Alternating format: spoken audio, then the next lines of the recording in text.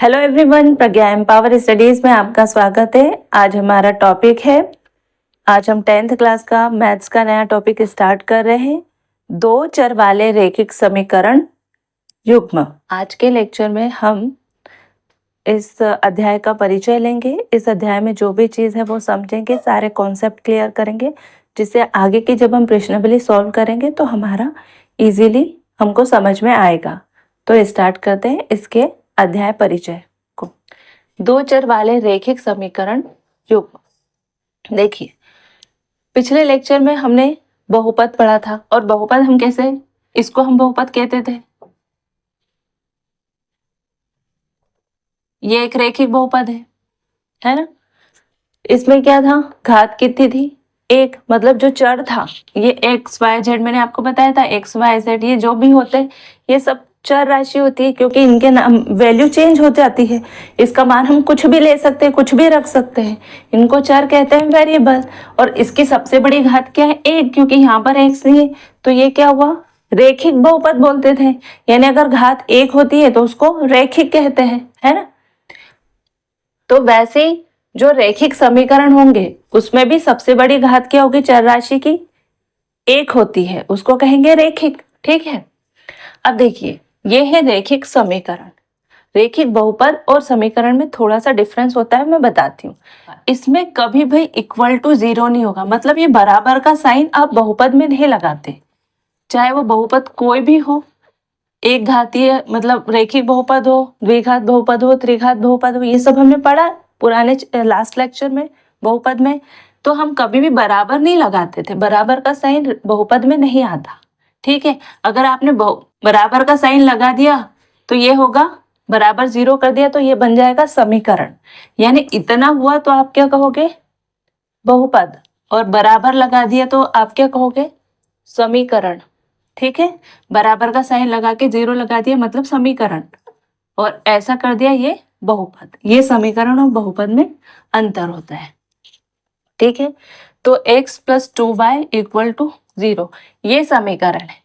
लेकिन अभी जो मैंने ये बताया था आपको, इसमें एक चर था। अब हमारा टॉपिक क्या है, दो चर वाले, यानी इसमें अब कैसे होंगे, दो चर होंगे, x y y z Z x कुछ भी, लेकिन दो चर होंगे। तो यहाँ पर एक चर क्या है एक्स और दूसरा चर क्या है वाई। ठीक है, इस वाले समीकरण में भी एक चर है एक्स, दूसरा चर है वाई, यानी दो चर वाले रैखिक समीकरण। इसमें दो चर है और रैखिक समीकरण क्यों बोलेंगे, ये एक तो ये समीकरण है ही, और रैखिक क्यों बोलेंगे, क्योंकि दोनों भी चर है। इसमें एक एक्स है और वाई, दोनों चरों की सबसे बड़ी घात क्या है, एक। यहाँ पर भी घात एक है, यहाँ पर भी घात एक है, इसलिए इसको क्या कहेंगे, दो चर वाले रैखिक समीकरण। युग्म क्यों कहेंगे, क्योंकि इस टॉपिक में जितने भी सवाल हम हल करेंगे उसमें दो एक साथ दो समीकरण पर बात होगी। यानी पहला समीकरण एक, ये दूसरा समीकरण, समीकरण का पेयर हुआ ना, युग्म हुआ, इसलिए इसको बोलेंगे दो चर वाले रैखिक समीकरण युग्म। क्योंकि युग्म क्यों, दो समीकरण मिलकर हम एक सवाल को सॉल्व करेंगे। यानी इस तरह के क्वेश्चन में, इस प्रश्नावली में जितने भी सवाल आएंगे उनको सॉल्व करने के लिए हमको दो समीकरणों की जरूरत होगी। ठीक है, एक समीकरण से नहीं हो पाएगा अगर। ठीक है, तो ये हमारे पास एक समीकरण हो गया एक, और ये हो गया दो, और ये दोनों मिला के युग्म हो गए, दो चर वाले रैखिक समीकरण का युग्म। दो चर है इसलिए, और दोनों चरों की घात क्या है, इसमें भी घात एक है और इसमें भी घात एक है, y की भी और x की भी, इसलिए ये दो चर वाले रैखिक समीकरण कहलाएंगे। ठीक है, तो आपको बहुपद और समीकरण में मतलब पता चल गया। बहुपद में कभी भी बराबर का साइन लगा के कोई वैल्यू नहीं होती, ना जीरो होता है ना कुछ होता है। जीरो इसलिए बोलते हैं क्योंकि इसको आप ऐसा लिख सकते हो, -20 = 0। तो समीकरण में हमेशा बराबर में जीरो होगा, यानी बराबर का साइन होगा, उसके बराबर में कुछ ना कुछ होगा। ऐसा भी लिख सकते हो, ऐसा भी लिख सकते हो, बात एक ही है। पर बहुपद में ऐसा कुछ नहीं होगा, बराबर में कुछ होता ही नहीं है। इसलिए समीकरण में क्या होता है, एक दाया पक्ष होता है, दाया पक्ष और बाया पक्ष, और बहुपद में ऐसे पक्ष नहीं होते।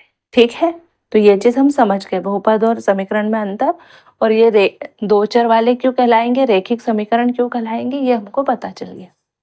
ठीक, अगला टॉपिक है रेखिक समीकरण युग्म का ग्राफीय विधि से हल। अगली चीज क्या है, रेखीय समीकरण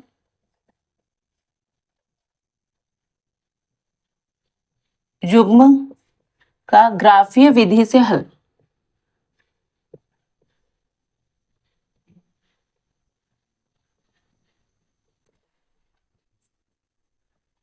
यानी जो रेखीय समीकरण है ये, इसका जो युग्म है, इनको ग्राफीय विधि से हल करना।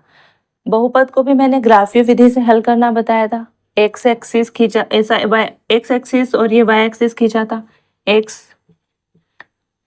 वाई वाई डैश, है ना, और हमने ग्राफ बनाए थे।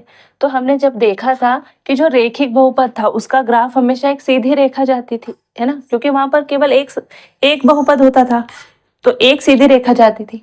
तो देखो ये समीकरण है और रेखिक समीकरण है ना, रेखिक समीकरण है।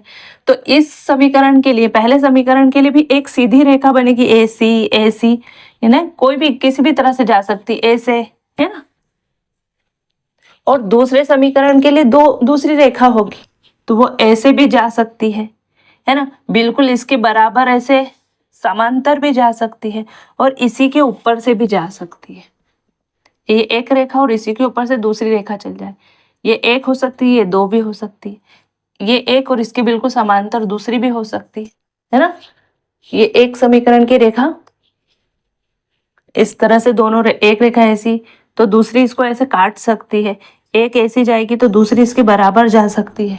और एक तरीका होगा कि एक रेखा जाएगी पहले समीकरण की और दूसरे समीकरण की रेखा भी हो सकता है इसी के ऊपर से चले जाए, मतलब पहली भी वही है और दूसरी भी वही है, दोनों के बिंदु बिल्कुल बराबर है, क्योंकि एक जो लाइन होती है वो अनंत बिंदुओं से मिलकर एक लाइन बनती है।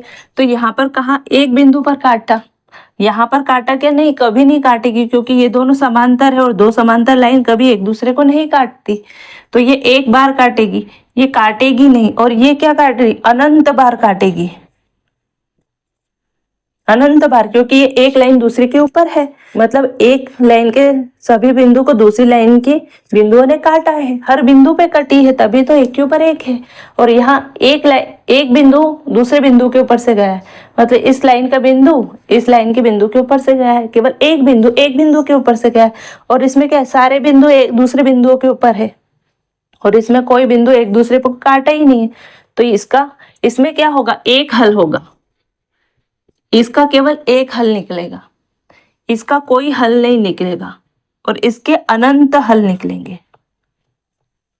मतलब हम सॉल्यूशन निकालते हैं ना, हल निकलेंगे, आंसर आएगा, मतलब जैसे x के कभी कभी दो मान भी आते हैं, x का कभी कभी एक मान भी आता है, तो इसमें x y के एक एक मान रहेंगे, इसमें बहुत सारे मान रहेंगे, क्योंकि दो चर है, तो x का भी मान निकलेगा, y का भी मान निकलेगा, तो इसमें बहुत सारे एक मान निकलेगा, क्योंकि एक बार काटा है तो एक ही मान निकलेगा।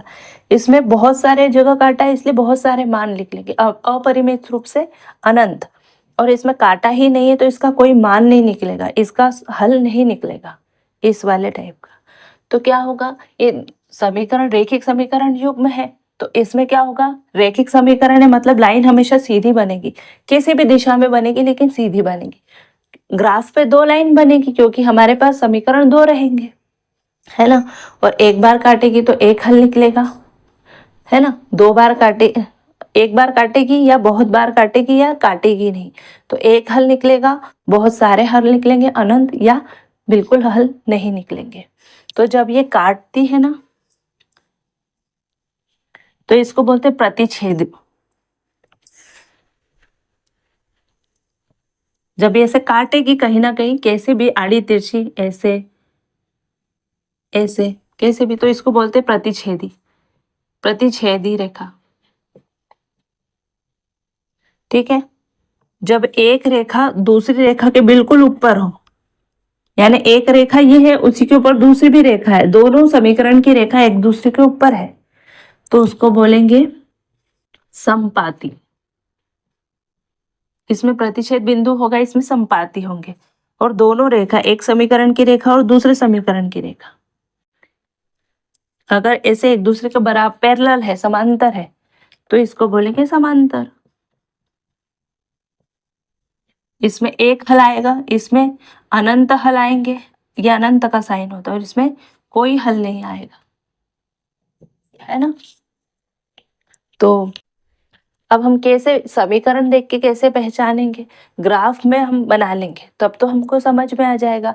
ग्राफ हम जैसे ही बनाएंगे तो हमको पता चल जाएगा कि प्रतिच्छेदी है कि नहीं, समपादी है कि नहीं, या समांतर है कि नहीं। ये ग्राफ देखकर तो हम बता देंगे, है ना। लेकिन हम समीकरण देख के कैसे बताएंगे, तो ये भी हमको पढ़ना है। अब इसके ऊपर जो प्रश्न है वो मैं प्रश्नावली में बताऊंगी। अभी हम क्या कर रहे हैं, सिर्फ अध्याय का परिचय ले रहे हैं, अध्याय को समझ रहे हैं, ठीक है। इसलिए मैं जल्दी जल्दी आपको क्लियर करती हूँ, फिर प्रश्नावली पर एक एक क्वेश्चन को लेके समझेंगे तो और अच्छे से क्लियर हो जाएगा। इसलिए वीडियो को पूरा देखना, ठीक है। अब अगर ग्राफ देख के समझना है तो हम समझ जाएंगे, जैसे ग्राफ पर काटेगी तो समझ जाएंगे प्रतिच्छेदी है। एक हल नहीं काटेगी, बिल्कुल नहीं काटेगी, पैरेलल होगी, समांतर होगी तो कोई हल नहीं होगा। और एक दूसरे के ऊपर है, संपाती है, मतलब बहुत सारे हल होंगे। ये तो हम ग्राफ को देख के समझ जाएंगे। आप समझ जाओगे, ये प्रतिच्छेदी बोल दोगे या आप बोल दोगे पैरेलल है। आपने एक लाइन खींची और दूसरे समीकरण की लाइन भी इसी के ऊपर है, आप बोल दोगे संपाती होगी। ये तो समझ गए। अब इसको ग्राफ देख के समझना तो आ गया, तो अब समीकरण देख के समझो। बहुपद में मैंने आपको इसका मूल रूप बताया था, है ना। बहुपद का मूल रूप क्या होता था, ax प्लस b, ये था मूल रूप।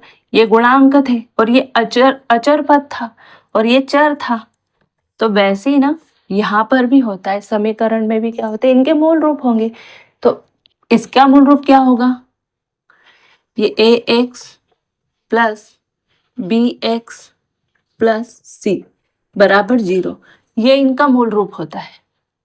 Sorry, ax plus by plus c, है ना। तो इसका मूल रूप क्या होगा, ये पहले समीकरण का या सभी समीकरण का समान ही मूल रूप होता है, तो इन समीकरण का मूल रूप क्या होगा। ऐसे बहुत सारे समीकरण, दो चर वाले रेखिक समीकरण का जो मूल रूप होगा ना, वो ऐसा होगा, ax plus by plus c बराबर 0। समीकरण है, हमेशा बराबर का साइन आएगा और इधर 0 लगा देना, है ना। इस वाले समीकरण में यहाँ पर 20 है, क्योंकि ये 20 इधर होता, -20, ये इसका रूप होता ऐसे ही है, y -20 = 0। पक्षांतर करते हैं तो प्लस की संख्या माइनस हो जाती है, तो इधर हो गया ना ये रूप। और इसमें वैसे ये c का मान इसमें 0 है, तो देखो ये c का मान 0 हो सकता है। ये जो अचर इसमें क्या है, ये c अचर पद हुआ। ये b क्या है, y का गुणांक, और a क्या है, x का गुणांक। ये हम इसको मूल रूप मानते हैं, ax plus by plus c। तो इसमें a क्या होगा, अगर इसके लिए देखें तो a क्या होगा, इसके गुणांक में कुछ नहीं है, मतलब 1 है, तो a का मान क्या होगा 1। y के गुणांक में क्या है, b होता है, y का गुणांक हम b मान लेते हैं, तो ये b का मान यहाँ पर क्या होगा 2। c क्या है, यहाँ पर कुछ नहीं है, c क्या होगा 0। इस दूसरे, ये पहला समीकरण है, ये दूसरे समीकरण के लिए बनाओ। a का मान क्या हुआ, x का गुणांक यानी 3, b का मान क्या होगा, y का गुणांक यानी 4, c का गुणांक क्या होगा -20। ठीक है। कभी भी अगर ये ऐसा हो ना, तो इसको इधर ले आना और बराबर में 0 करा लेना। जैसे ये वाला था ना, इसको अपन ने ऐसा लिखा 3x प्लस 4y बराबर में 20 था, तो इसको मूल रूप में बदल लेना। तो कैसे होगा 3x प्लस 4y, और ये बराबर के इधर 20 था ना, तो बराबर के अपन इस साइड ले आएंगे। तो ये प्लस का था, इसके आगे कोई साइन नहीं है तो प्लस है, तो प्लस से इधर जाएगा तो माइनस हो जाएगा, तो ये c का मान होगा, है ना। तो इसके लिए अपन क्या बोलेंगे, ये पहले समीकरण के लिए a1 x plus b1 y plus c1 बराबर 0। ठीक है, तो इसको 1 1 भी कर सकते हो, रहेंगे ये a1 a b c ही है, पर हम अलग अलग समीकरण है इसलिए हम क्या करेंगे, इसको अलग अलग कर देंगे। अलग अलग कर दो, a1 a2 इसके लिए a2 कर दो, जैसे a2 x plus b2 y plus c2। इससे समझ में आ जाएगा कि ये जो a है a1 है, इससे समझ में आ जाएगा कि जो a b1 है ये पहले समीकरण के लिए, ये a2 b2 और c2 है ये दूसरे समीकरण के हैं। तो हम जब पूरे प्रश्न में इसको सॉल्व करेंगे तो हम कंफ्यूज नहीं होंगे कि ये पहले समीकरण का a है कि b दूसरे समीकरण का a है। इसलिए नाम हम a1 b1 c1 a2 b2 c2 कर देंगे, और मूल रूप हमारा यही होता है, ये एक समीकरण का मूल रूप है, और ये इसको फर्स्ट समीकरण का मूल रूप, ये सेकंड समीकरण का मूल रूप, a1x plus b1 y plus c1। तो a1 का मान क्या है x, b1 का मान क्या है 2 और c1 का मान क्या है 0, है ना। और इसमें क्या होगा, इसको ऐसा था तो इसको इस तरह से किया। अब निकालो, a2 का मान 3, b2 का मान 4, c2 का मान -20, है ना। इस तरह से इसको मूल रूप से इसकी तुलना करते हैं, और a1 b1 और c1 a2 b2 c2 हमने निकाल लिए। ठीक है, अब इसके बाद क्या करेंगे, हम इनका समझेंगे कि इसके समीकरण देख के कैसा पता चले कि प्रतिच्छेदी है, समांतर है या समपाती है ना। मतलब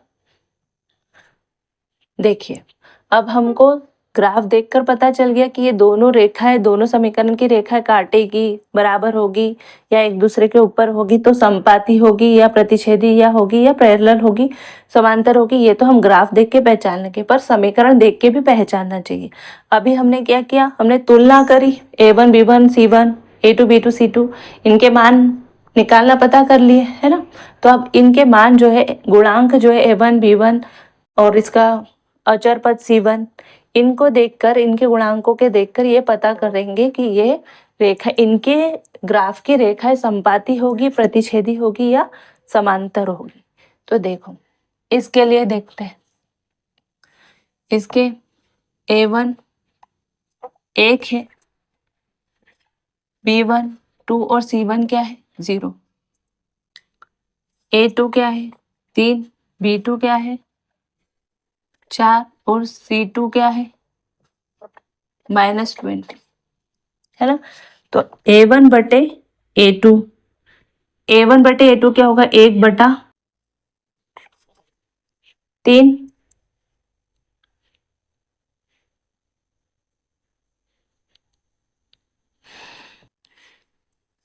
b1 बटे b2 क्या होगा 2/4, c1 बटे c2 क्या होगा 0/-20, तो ये तो 0 ही हो जाएगा। ये कट सकता है, 2 एकम 2, 2 दूनी 4, तो इसका मान क्या होगा 1/2, यानी a1 बटे a2, सॉरी a2, a1 बटे a2 क्या होगा 1/3, 1/3, b1 बटे b2 क्या होगा 2/4, 2/4, तो 2 एकम 2, 2 दूनी 4, इसको काट दिया तो 1/2 हो गया। c1 बटे c2 क्या होगा, c1 का मान 0 है और c2 का मान -20 है, तो किसी भी 0 के बटे में कुछ होता है तो पूरा 0 हो जाता है ना। इसका मतलब ये है कि a1 अपॉन a2, a1 बटा a2 बराबर नहीं है b1 बटा b2 के, है ना। ये 1/3 है और ये 1/2 है, तो ये बराबर नहीं है ना। इसका मतलब कि ये कैसा होगा प्रतिच्छेदी।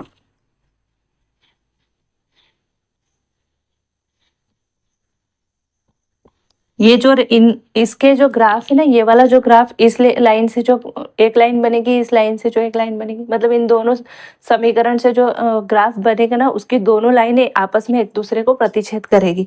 ये हमने क्या किया, समीकरण को देख के बता दिया, हमने ग्राफ नहीं बनाया, समीकरण को देख के बता दिया। कैसे?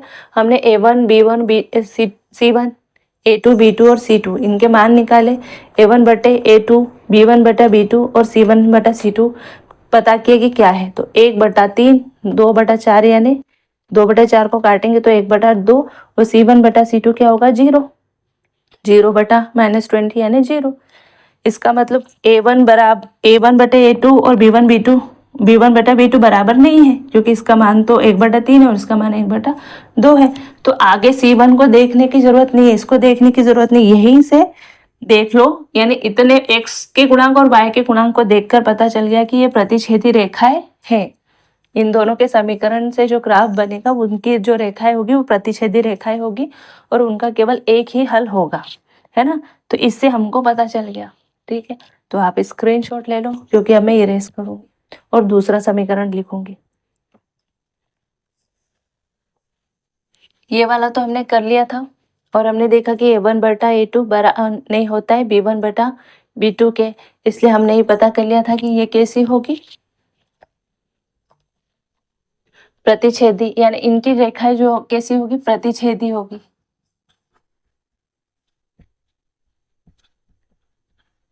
है ना, इस समीकरण से जो रेखाएं बनेगी वो एक दूसरे को प्रतिच्छेद करेगी, एक बिंदु पे काटेगी, यानी एक हल होगा।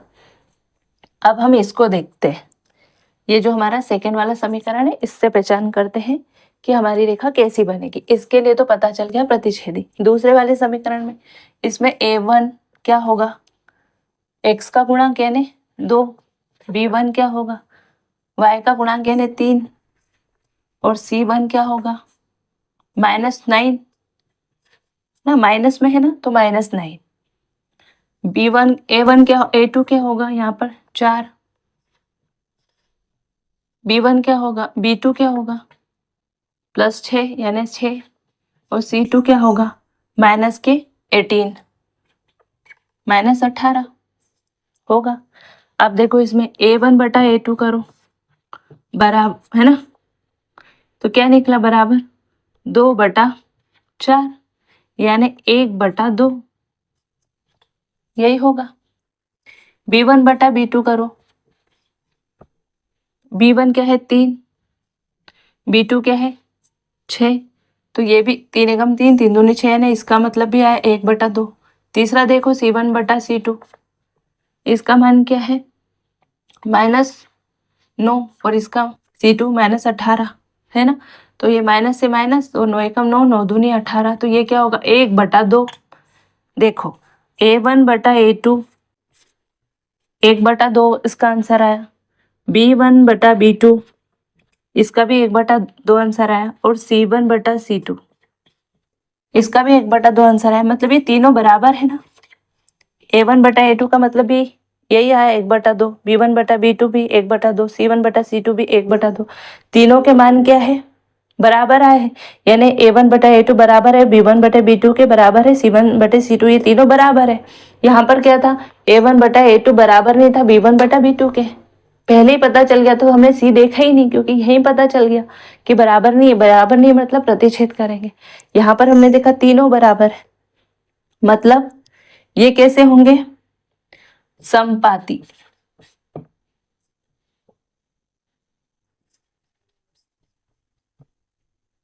समपाती रेखाएं क्यों, क्योंकि इनके बिंदु बराबर होंगे। ये जिस लाइन से इस समीकरण, पहले समीकरण की लाइन जिन बिंदुओं से जाएगी, जहां से जाएगी, दूसरे समीकरण की लाइन भी उसके ऊपर से वहीं से जाएगी, मतलब उसी के साथ जाएगी, है ना,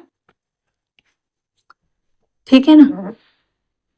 तो ये कैसी होगी, समपाती। समपाती यानी एक के ऊपर एक,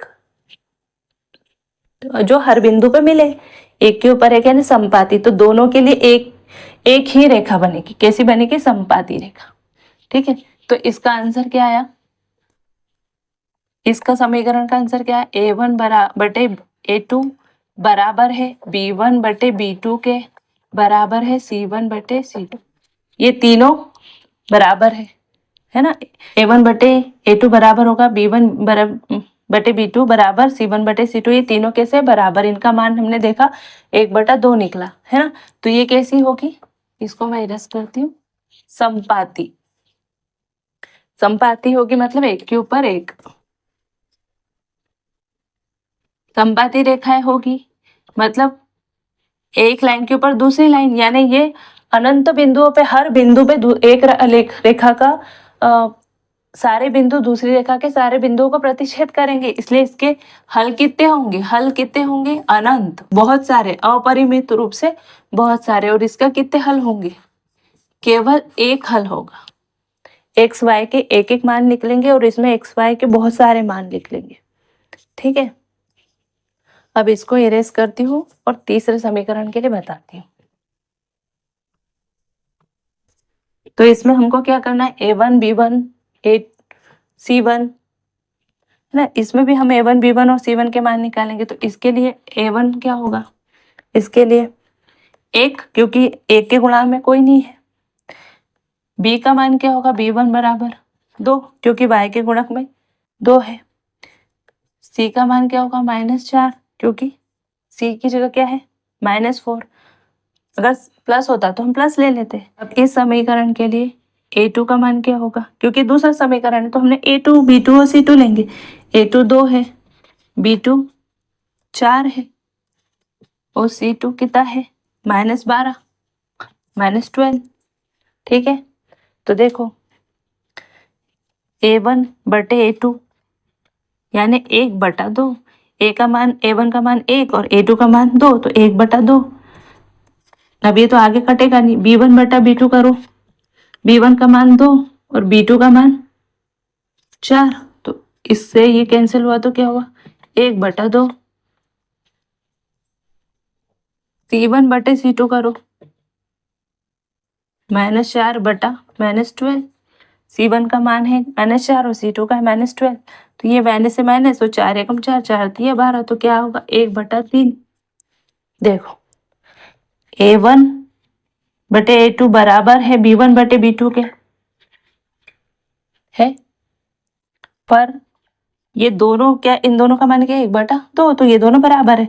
पर C1 बटे C2 के बराबर नहीं है, क्योंकि C1 बटे C2 का मान क्या है, 1/3, है ना।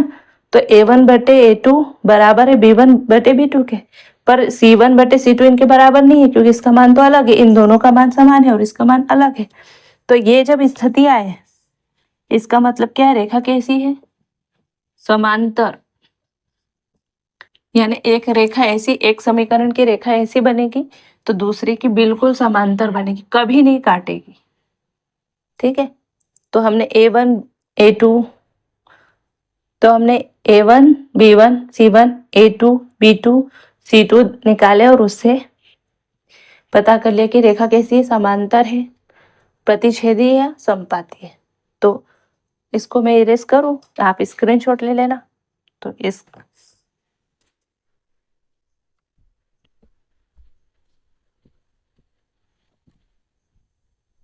यानी जब ऐसे समीकरण होंगे तो A1 बटा A2 होगा बराबर B1 बटे B2 होगा, लेकिन C1 बटा C2 इनके बराबर नहीं होगा। और ऐसी स्थिति में रेखा कैसी होगी, समांतर।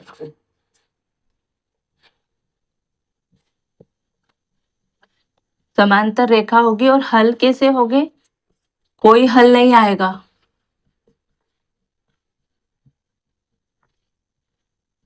इसका केवल एक हल, और इसके अपरिमित रूप से अनेक हल, अनंत यानी अनेक हल, बहुत सारे। तो ये इस तरह से हम ये देखेंगे, या तो हमको ग्राफ मिल जाए, जैसे ये कैसी ऐसी कहीं ना कहीं एक बार काटेगी, ये एक लाइन के ऊपर दूसरी लाइन हो जाएगी और ये बराबर हो जाएगी।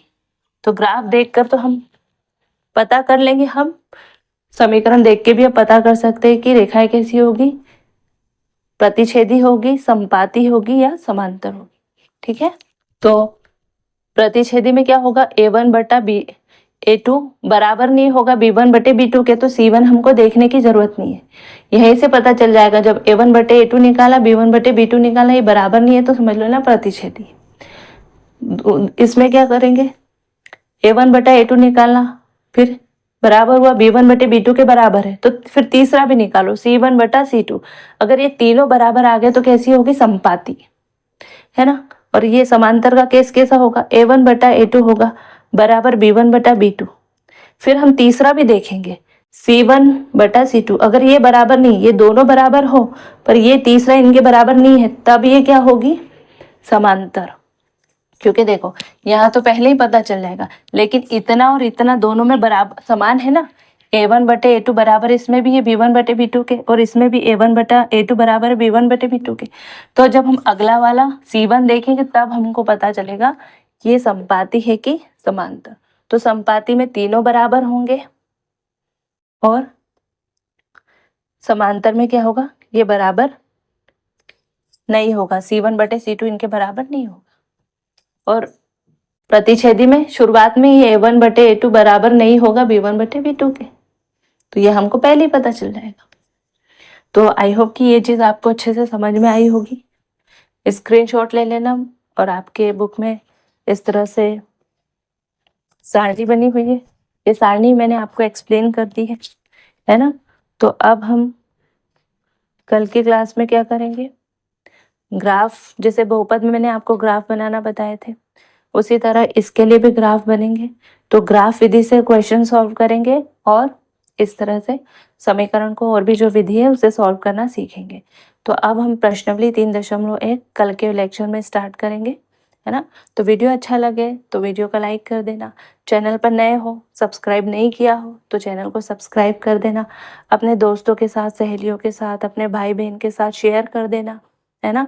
अपने ग्रुप में शेयर कर देना वीडियो, और तो चैनल को सब्सक्राइब हो जाएगा। और मिलते हैं नेक्स्ट वीडियो में, जिसमें हम प्रश्नावली 3.1 शुरू करेंगे। उससे पहले कुछ एग्जाम्पल भी देख लेंगे, है ना। तो तब तक के लिए जय हिंद, जय भारत, थैंक यू।